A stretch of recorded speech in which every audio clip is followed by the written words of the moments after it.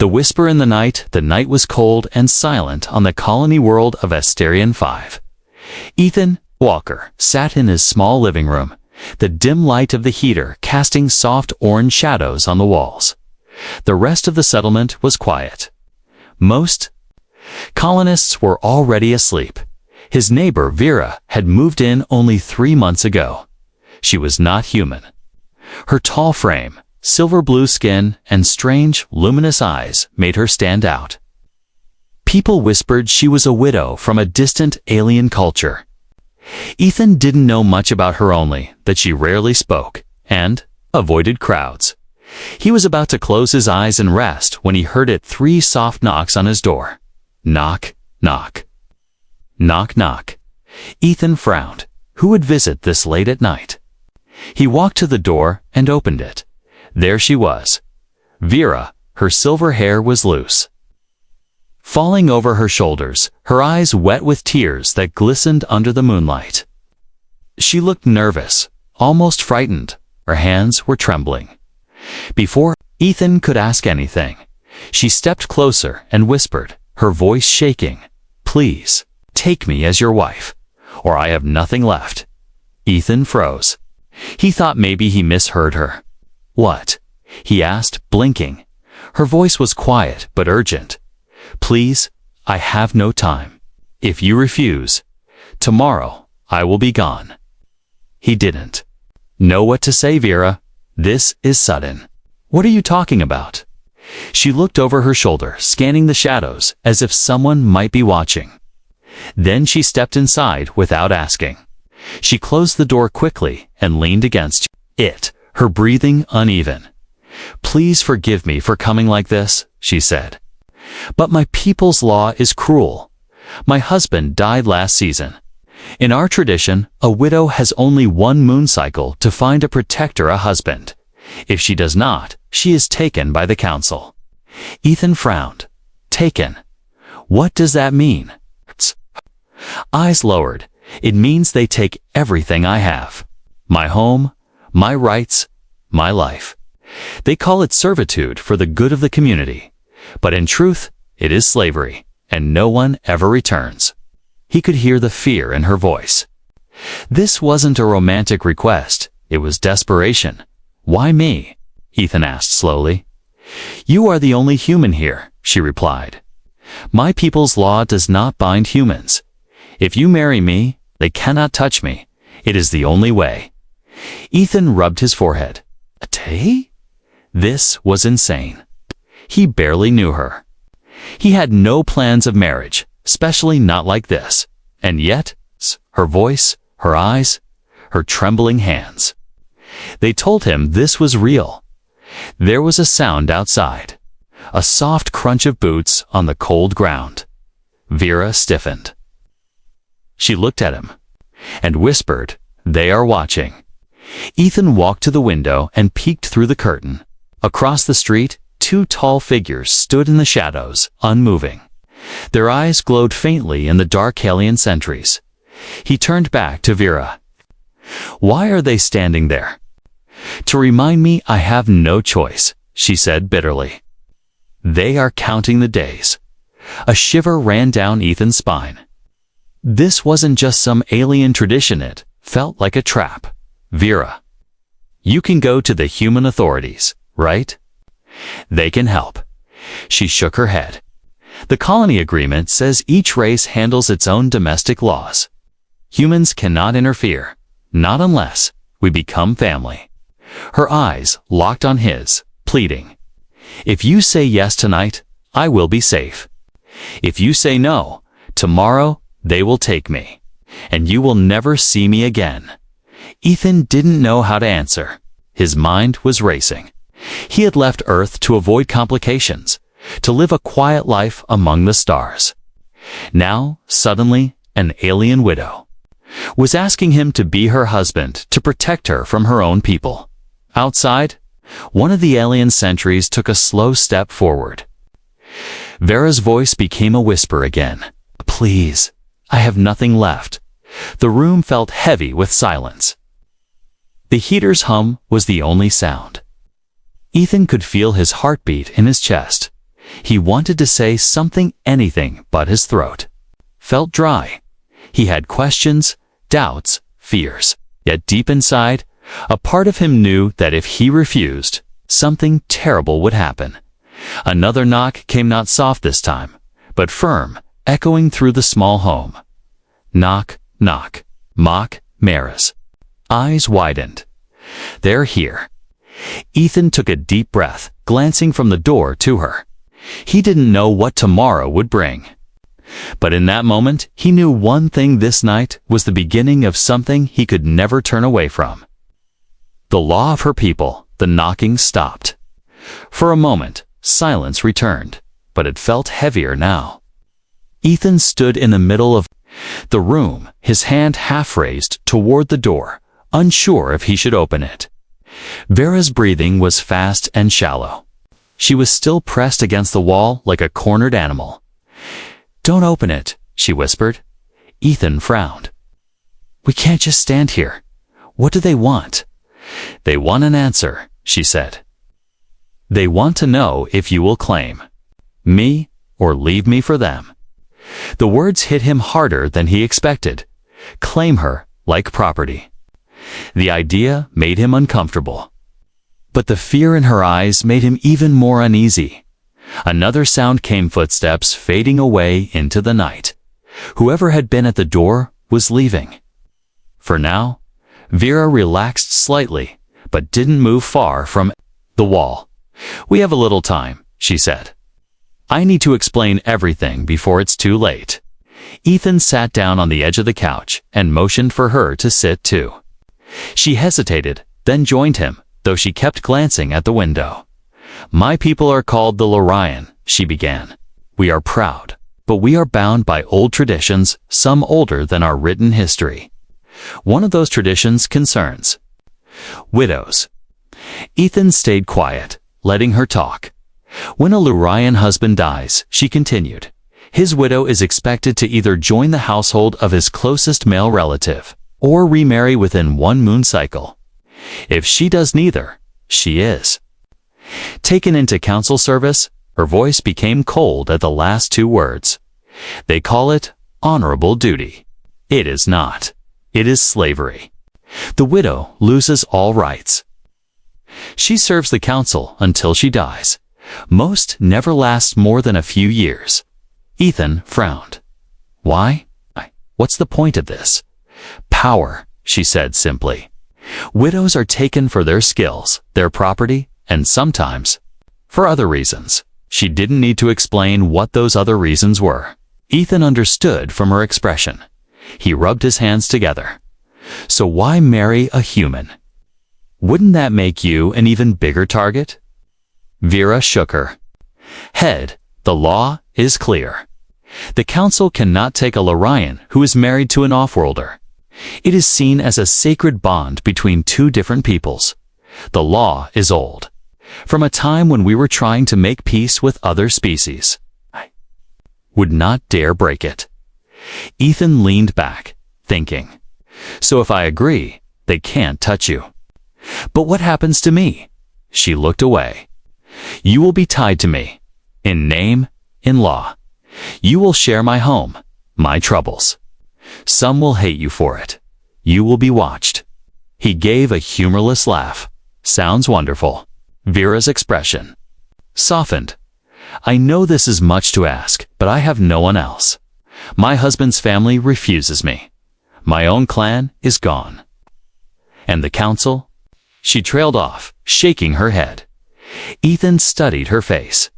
She was beautiful, yes, but not in a fragile way. There was strength there, hidden under fear and desperation.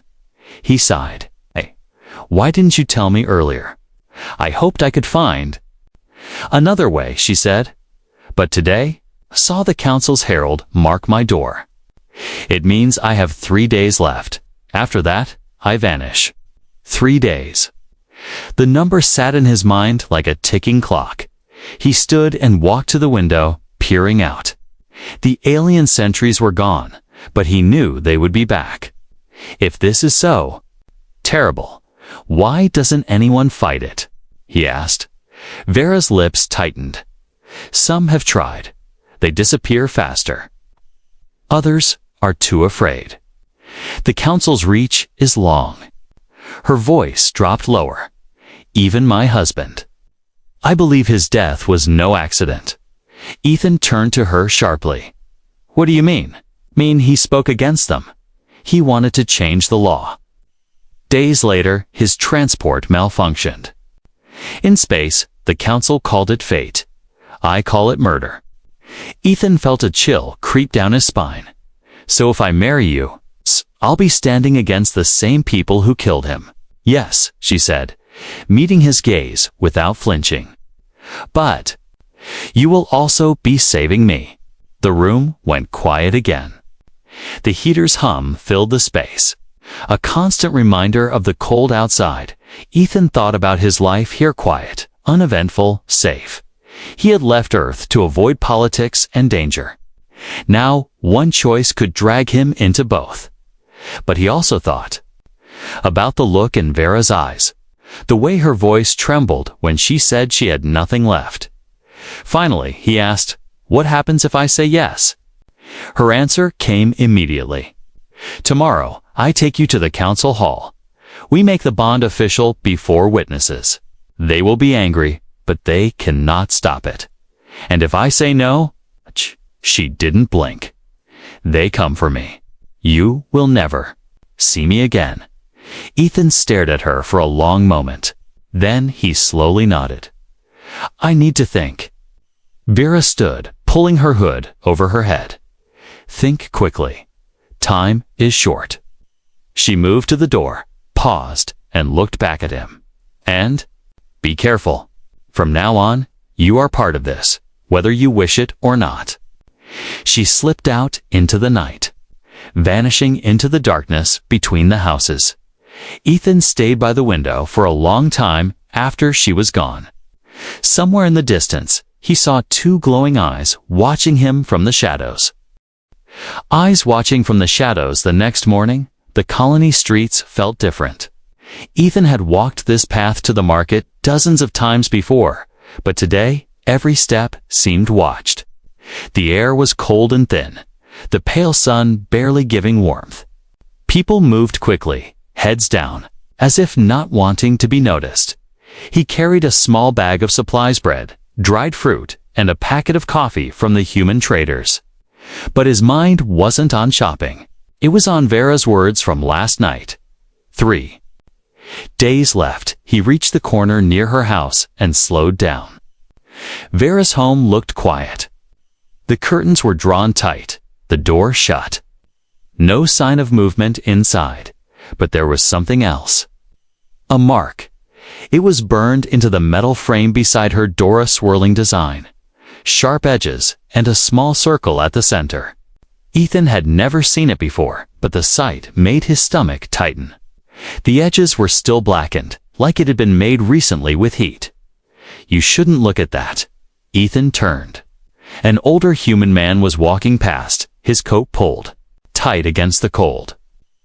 He glanced at the mark, and then at Ethan. "You're better off pretending it's not there." "What is it?" Ethan asked. The man shook his head. "It's the council's claim. Means she's marked for collection. If you're smart, you'll keep your distance. People who get involved disappear." Before Ethan could reply, the man hurried off, leaving him standing there. He looked at the mark again, then at Vera's door. His hands itched to knock, but he didn't. Not yet. Instead, he kept walking, heading for the market square. The market was busy but tense. Lurian traders stood behind their stalls, selling woven cloth, spices, and tools. Humans moved between them, speaking quietly. Ethan noticed more alien sentries patrolling than usual, tall, armored figures with the same glowing eyes he had seen last night.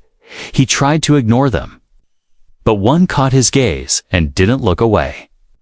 The sentry's eyes locked on his, cold and unblinking. A slow, deliberate tilt of the head. A warning.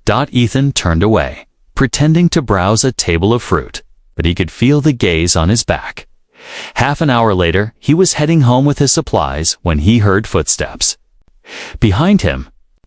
At first, he thought it was just another colonist heading the same way. But the sound stayed at a constant distance, never closer, never farther. He took a side street. The steps followed. Another turn. Still there. Ethan's heart rate picked up. He stopped suddenly and spun around. The street was empty. No, not empty. A shadow moved in the narrow space between two buildings. Something tall, moving with silent grace. He could see the faint glow of eyes again, watching him from the dark. "Who's there?" He called out. No answer. Just the sound of slow, deliberate breathing. He took a step forward, and the shadow shifted back, melting into darkness. Ethan stayed there for a few seconds, his breath clouding in the cold air. Then he turned and walked away quickly. Every instinct telling him not to run, but to get home fast. When he reached his house, there was something waiting on his doorstep.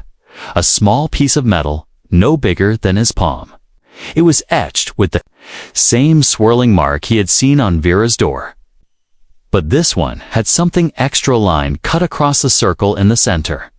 He didn't know why, but the sight of that line made his skin crawl. A voice came from behind him. "That means you've been noticed." Ethan turned to see Vera standing a few steps away, her hood pulled low over her face. "They've marked you," she said quietly. "You looked too long at my door. They think you might help me." Ethan frowned. "And if they think that, they will try to scare you away first," she said. "If that doesn't work, it will remove you." Inside his house, they sat across from each other at the small table. Vera's hands were wrapped around a steaming cup of tea, but she didn't drink. "They will not stop watching you now," she said. "Everywhere you go, they will follow. Every word you speak will be heard. If you still mean to walk away, do it now. There is still time." Ethan stared at her. "You think I'm going to walk away after last night?" Her eyes flicked up to meet his. There was a faint hope there, but also fear. "I think you should. You are human. You owe me nothing." He leaned forward slightly. "Maybe not, but you're my neighbor. And if what you're saying is true, this isn't just your problem. It's about what's right." She looked down into her cup. Right doesn't survive long on Asterion 5. That night, Ethan couldn't sleep. Every sound outside made him tense.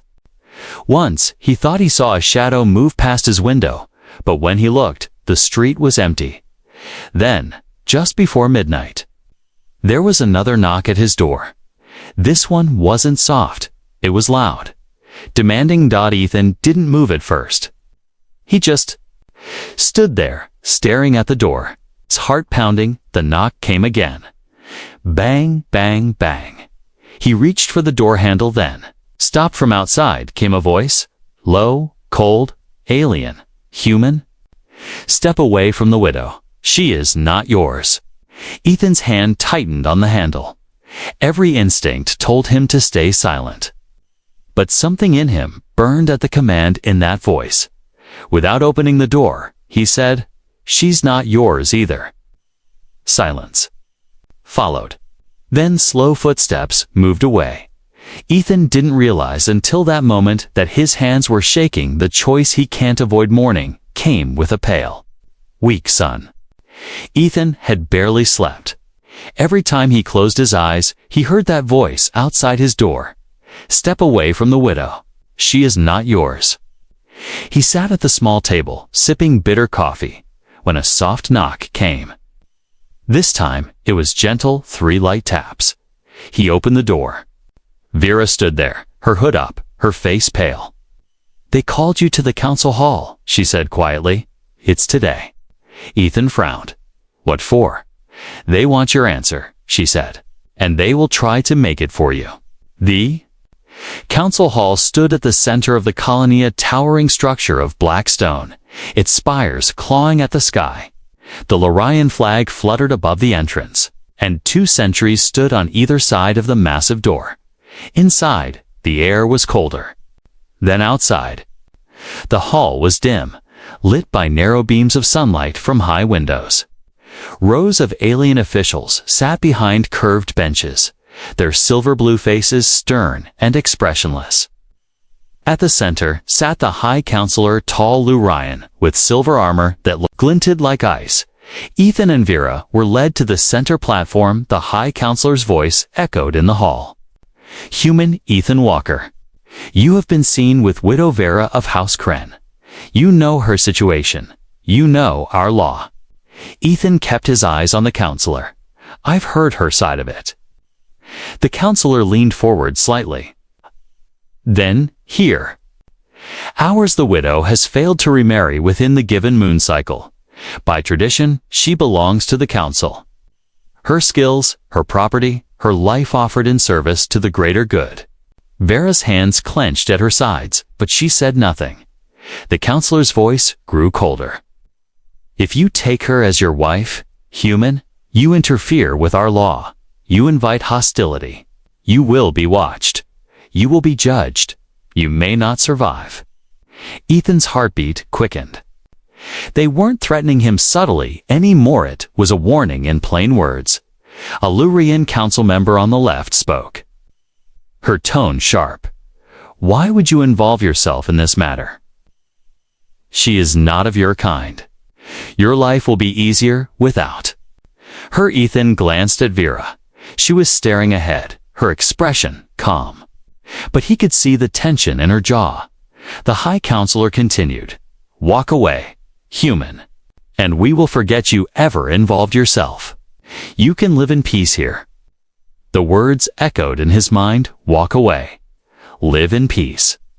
That was what he had wanted when he came to Asterion 5. A quiet life, no politics, no danger. But then he thought about the mark on Vera's door, the shadow in the alley, the fear in her eyes. If he walked away now, he would be leaving her to vanish into whatever the council's service truly meant. He took a breath.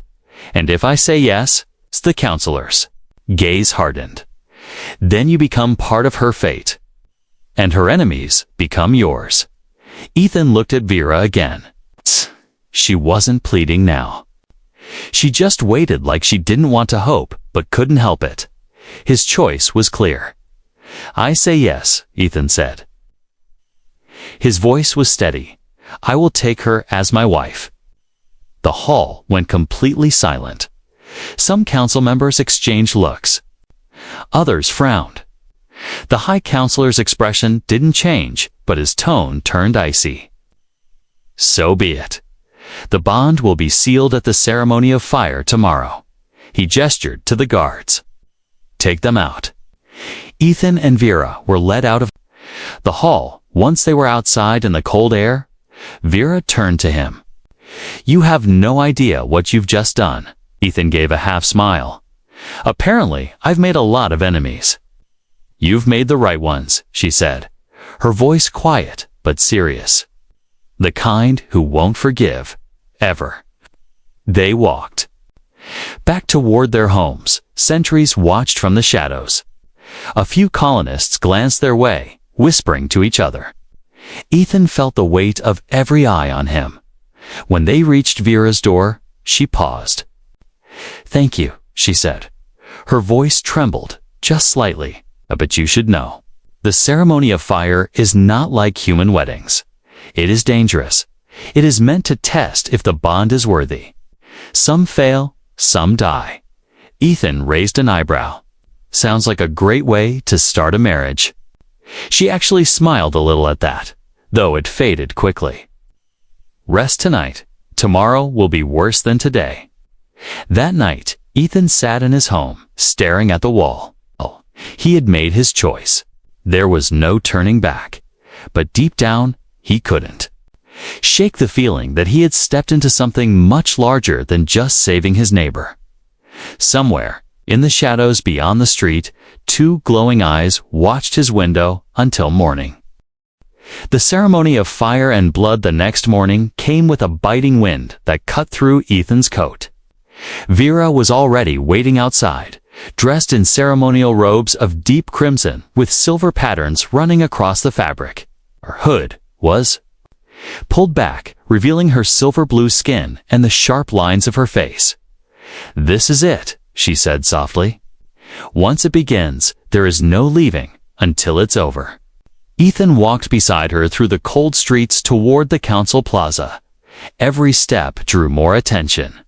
Humans stepped back to give them space. Lorians stared openly, some with curiosity, others with open hostility. When they reached the plaza, Ethan saw the ceremony grounds for the first time. It was a circular area surrounded by black stone pillars. In the center burned a massive fire pit, its flames bright orange against the gray morning sky. Around it, dozens of Lorians stood watching. On a raised platform sat the High Counselor and other officials. The air smelled of smoke and heated metal. 2 armored attendants stepped forward. One addressed Ethan in a low voice. "Human, in our tradition, a marriage is more than words. You must prove you can protect her. Today, you will complete 3 trials: fire, blood, and oath." Ethan glanced at Vera. She gave a small nod. "Stay close. Do not show fear." The trial of fire, the first trial, was simple in explanation, but far from easy. Ethan was led to the fire pit, where a thick iron rod glowed red from the flames. "You will take the fire in your hands," the attendant said. "If you drop it, the bond is unworthy." Ethan stared at the rod. Heat shimmered in the air above. Every instinct told him to refuse. But the crowd was silent, waiting. He reached out, wrapped his hands in the thick ceremonial cloth they'd given him, and gripped the rod. The heat seared through the cloth, burning into his palms. His teeth clenched, but he didn't let go. Gasps rose from the crowd. Humans could not normally endure this long. But Ethan held it until the attendant took it back, nodding once. The trial of blood, next a shallow bowl, was brought forward. Inside was a strange blade, curved, almost translucent, with veins of silver running through it. "Your blood will mix with hers," the attendant explained. "It binds the spirits. But the blade tests your will. It draws more than blood if you are weak." Vera stepped forward first. She took the blade without hesitation, drew it across her palm, and let her dark, shimmering blood drip into the bowl. She did not flinch. Then it was Ethan's turn. The blade was cold in his hand, almost alive. As soon as the edge touched his skin, a sharp sting shot up his arm. Not just pain, but something deeper, like it was searching inside him. He gritted his teeth, cut across his palm, and let the blood fall. The blade seemed to resist leaving his hand, but he forced it back into the attendant's grasp. The crowd murmured. The High Counselor's gaze was locked on him now, as if measuring something. The trial of oath, the final trial, took place before the entire assembly. Ethan and Vera stood side by side as the High Counselor rose from his seat. In the trial of oath, the counselor said, "You will speak words that bind not just your lives, but your deaths. If you betray the bond, your spirit will be cursed. For eternity, do you still agree, human?" Ethan's voice was steady. "I agree." Vera spoke the ancient words in her language first. Ethan repeated them in his own tongue, though he didn't know their full meaning. When it was done, the counselor stepped forward with a final gesture, tipping his hand into the blood from the bowl and marking both their foreheads. The fire roared higher, and the crowd gave a sound, half cheer, half hiss. The ceremony was complete. But as the crowd began to disperse, Ethan noticed a figure at the far edge of the plaza. A Lorian in a dark cloak stood perfectly still, their face hidden. But when they turned slightly, Ethan caught a glimpse of their eyes, cold, sharp, and full of hate. They were watching him, not Vera. Vera noticed too. Her voice was low. "That's one of them. The ones who took my husband." Ethan didn't take his eyes off the figure. "They don't seem happy about this marriage. They will try to undo it, she said, and they will not wait long. That night, they returned to Vera's home together. The bond was official. Now, by law, she was safe. But Ethan couldn't shake the feeling that the danger had just changed. Shape it hadn't gone away, as he unpacked his few belongings in the small room she had given him. He heard something outside, a whisper. So faint, he almost thought it was the wind, not yours. Not for long, Ethan froze. Then he moved to the window, but the street outside was empty. The truth about her husband's death, the first night after the ceremony, was strangely quiet. Too quiet. Ethan lay awake in the small guest room Vera had given him. The faint sound of wind moved through the narrow streets outside, but there were no footsteps, no knocks, no glowing eyes in the dark. It should have been comforting. It wasn't. By dawn, he had decided something. If he was now bound to Vera, then he had a right to know everything. No half-truths, no holding back. Vera was in the kitchen, brewing a dark spiced drink, when he walked in. She glanced at him but didn't speak. "I want you to tell me how your husband died," Ethan said plainly. She froze for a moment, then set the pot down slowly. "It will not make you feel safer." "That's not the point," he said. "If we're in this together, I need to know." Vera hesitated, then gestured toward the table. "Sit." Her voice was calm, but her eyes told another story. "My husband's name was Keller," she began. "He was different from most Lorians. He believed our laws were not sacred, but broken. He wanted change. He wanted the council to end the widow law." She glanced out the window, scanning the street before continuing. "Keller spoke at gatherings. He gained supporters, both Lurian and human. He believed in unity. But unity threatens those who control through division." Ethan leaned forward. "The council." She nodded once. "One day, he told me he had proof. Documents. Recordings evidence that high members of the council were using the widow law to take property and resources for themselves." Ethan's jaw tightened, and then, the next morning, his transport exploded in orbit. Her voice didn't shake, but her hands curled into fists. They called it a mechanical fault. But the repair logs showed no faults, and his proof vanished. Ethan stayed silent for a moment, letting it sink in. "You think they killed him to protect themselves?" "I know they did," Vera said flatly. "And now, by marrying me, you've taken his place in their eyes." Ethan's mind was racing. If what she said was true, and this wasn't just about an outdated lit, was about corruption and murder. "Do you know who exactly ordered it?" he asked. Vera's eyes darkened. "I know the one who carried it out. A man named Sereth. He is the High Counselor's shadow. He follows no rules but theirs, and I saw him at the ceremony." Ethan remembered the cloaked figure at the edge of the crowd. "He was watching me, yes," she said, "and he will not stop. Now that I am bound to you, the law protects me, but not you, eh?" They were interrupted by a knock on the doorknob. Soft, not hard, just deliberate. Ethan's hand went to the small plasma pistol he kept in a drawer. Vera opened the door to reveal an older Lurian woman with deep lines on her face and a hood pulled low. She stepped inside quickly, glancing over her shoulder before shutting the door. "Vera," she said in a hurried whisper, "you should not be seen with him in the open." "This is Ethan," Vera said. "My husband." The woman's eyes flicked to him. "Then you are in more danger than I thought." Ethan stepped closer. "Who are you?" She hesitated, then said, "My name is Mirren. I knew Keller. I was one of the few who believed in what he was doing, and I know where some of his evidence is hidden." Ethan's pulse quickened. "Where?" "In the old trade tunnels beneath the market," Mirren said. "But they are watched. Staroth has men." "There?" Vera's voice sharpened. "Why tell us now?" Because Mirren said 2 nights ago, I heard Sereth speaking. He said, the human will break before the week is out. If you want to survive, you need what Keller found. Ethan and Vera exchanged a glance. That night, they made their way to the market after closing hours. The stalls were empty, the air thick with the smell of spices and old smoke.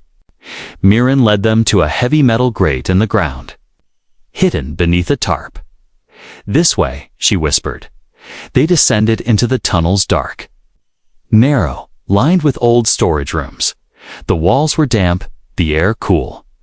Ethan kept his pistol ready. After a few turns, Mirren stopped at a small door. Inside, she said Veira, pushed it open. Inside was a dusty storage room. Against one wall was a small metal chest with Keller's name scratched into the surface. Ethan knelt and opened it. Inside were data crystals, paper documents, and a small device that looked like a recorder. Before he could examine them, a sound echoed through the tunnel, a slow, deliberate set of footsteps. Vera's voice was tight. We've been followed. From the shadows at the far end of the tunnel, a tall figure stepped into the dim light. The hood came back, revealing a sharp, angular face with eyes like cold steel. Sereth, I was hoping you'd lead me here, he said, his voice smooth but dripping with contempt. And you did not disappoint. Ethan stood, the chest in one hand, the pistol in the other. You killed Keller. Sereth smiled faintly. I ended a traitor. And now, I end his replacement. The narrow tunnel felt even smaller as Sereth began to walk toward them. The last stand, the tunnel walls seemed to close in as Sereth advanced. His boots made no sound, but the echo of his steps carried through the damp air like a slow drumbeat. Ethan kept the pistol up, his thumb resting on the trigger. Stop right there. Sereth smiled faintly. Do you think that human weapon will save you? It will only make your death slower. Behind Ethan, Vera stepped forward, her voice cold. You killed my husband. And now you come for the one who saved me. Sereth tilted his head slightly, his gaze shifting to her. Saved you? No, widow. He has doomed you. The council will never let you keep this. Bond, he took another step. Ethan fired. The blast lit the tunnel with a blue flash.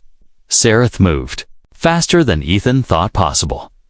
Twisting aside, the bolt scorched the wall, sending dust into the air. Before Ethan could fire again, Sereth lunged. Ethan barely had time to dodge as the assassin's blade hissed past his face, leaving a thin cut on his cheek. The fight was fast and brutal. Ethan blocked another strike with his forearm, pain shooting up to his elbow. He slammed his shoulder into Sereth, pushing him back a step. But the Lurian recovered instantly. Vera grabbed one of the old metal pipes from the wall and swung it, striking Sereth's arm. The blow made him drop the blade for a split second, but he recovered it with a flick of his foot. You can't win, Sereth growled. Humans are weak. Ethan gritted his teeth. Guess we'll see. He charged, using his weight to drive Sereth back into the wall. The impact rattled the tunnel, and the metal chest in Ethan's other hand slammed into the assassin's side. Mirren, still near the tunnel entrance, shouted, Go. Take the evidence to the plaza. Ethan knew what she meant. The council might deny private accusations, but if the proof was revealed in front of the whole colony, they couldn't hide it.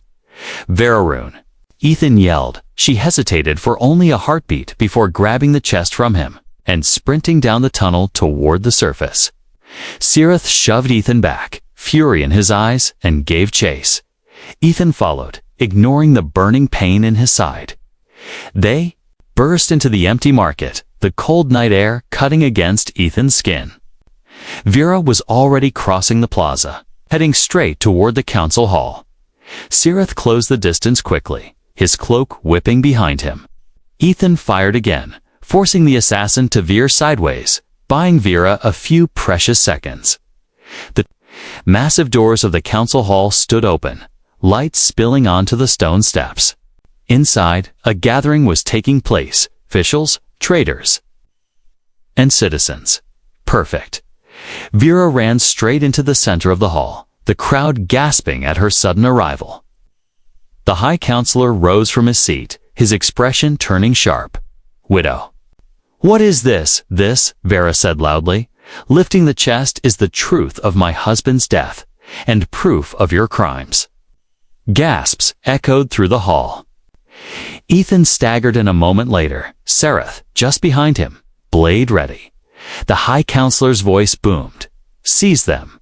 But Vera had already slammed the data crystals onto the main display platform. The projection flickered to life recordings of council meetings, financial theft, orders for accidents on political rivals. One recording made the hall go silent. It was the High Counselor's own voice. "Keller will not change the law. End him." Shouts rose immediately. Some council members stood in shock, others in anger. Citizens in the hall began yelling demands for justice. Sereth lunged for the platform, but Ethan intercepted him. They crashed into one of the stone pillars, the sound echoing through the chamber. "You're done," Ethan growled. Sereth snarled and swung his blade, but Ethan caught his wrist and slammed it against the pillar until the weapon clattered to the ground. Using every ounce of strength, Ethan drove a punch into the assassin's jaw, sending him sprawling. Two human guards rushed in, pinning Sereth to the floor. The High Counselor tried to speak over the chaos, but the crowd was no longer listening. Several council members moved away from him, as if to distance themselves from the scandal. Mirren stepped forward, her voice loud and clear. "The widow is free. The law is broken. And those who killed Keller must face judgment." The hall erupted in cheers from the humans and murmurs of agreement from many Larians. The High Counselor's power was crumbling before everyone's eyes. By the time the night ended, the council was in chaos. An emergency vote suspended the widow law until a full investigation could be done. Sereth was taken away in restraints, his cold eyes never leaving Ethan outside in the quiet street. Vera turned to Ethan. For the first time since he had met her, she looked lighter. "You could have walked away," she said softly. "But you didn't." Ethan gave a small smile. "Guess I'm not good at walking away from the right fight." She stepped closer, her eyes meeting his. "I told you I had nothing left. Now I have something again." They walked together through the cold night, the stars of Asterion 5 bright above them. The fight wasn't over, there would be more battles ahead, but for now, they had one. And in a world of shadows, that was enough.